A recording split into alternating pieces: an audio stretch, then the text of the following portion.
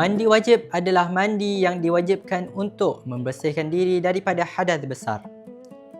Hadas besar berlaku dalam beberapa keadaan. Pertama, junub, selepas bersetubuh atau keluarnya mani, sama ada melalui hubungan suami isteri atau mimpi. Kedua, bagi wanita selepas haid atau tempoh haid tamat. Ketiga, selepas melahirkan anak, wanita mengalami nifas dan selepas nifas berhenti. Akhir sekali, apabila seseorang meninggal dunia, jasad akan dimandikan sebelum disembahyangkan. Mandi wajib bukan sekadar membersihkan badan, tetapi juga menyucikan diri supaya ibadah diterima oleh Allah Subhanahu Wa Taala. Niat. Mulakan niat ketika air sampai atau menyentuh bahagian tubuh pertama.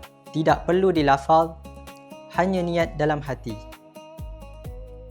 Nawaitu raf'al hadathil akbari lillahi ta'ala, yang bermaksud sahaja aku mandi wajib untuk mengangkat hadas besar kerana Allah Ta'ala. Contoh niat mandi wajib bagi haid.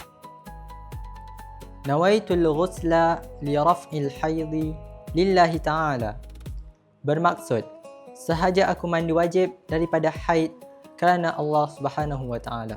Contoh niat mandi wajib bagi nifas.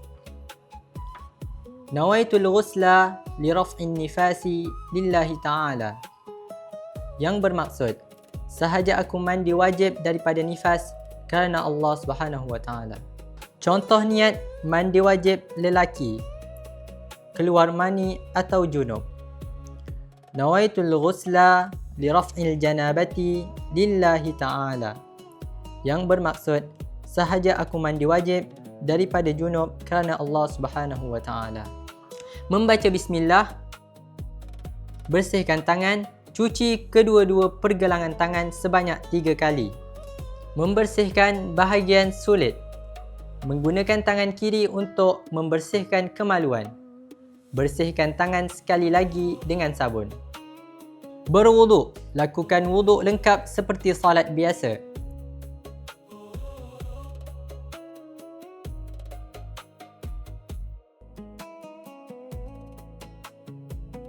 Membasuh kepala, usap rata seluruh rambut, kemudian siram kepala 3 kali dengan kedua-dua tangan. Bagi wanita, lepaskan ikatan rambut. Membasuh tubuh, siram seluruh tubuh dengan air, mula dari bahagian kanan sehingga bahagian kiri.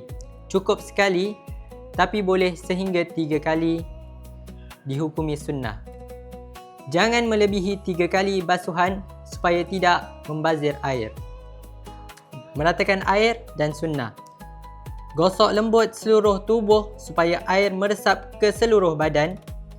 Sunnah menggunakan sabun atau wangian. Sunnah lain, menghadap kiblat, aurat ditutup dengan kain basahan, tinggalkan bercakap-cakap sepanjang mandi. Jika wuduk batal kerana menyentuh kemaluan semasa mandi, buat wuduk semula sebelum solat. Itulah panduan ringkas mengenai mandi wajib, dari niat hingga membersihkan seluruh badan.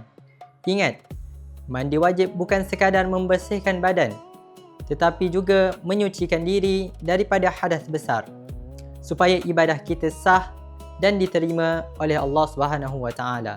Sentiasa jaga kesucian diri, lakukan dengan niat yang betul dan pastikan setiap langkah dilakukan dengan sempurna. Semoga ilmu ini memudahkan kita semua dalam menunaikan salat dan ibadah harian dengan lebih tenang dan bersih hati. Mandi wajib, bersihkan diri, sucikan hati, sempurnakan ibadah.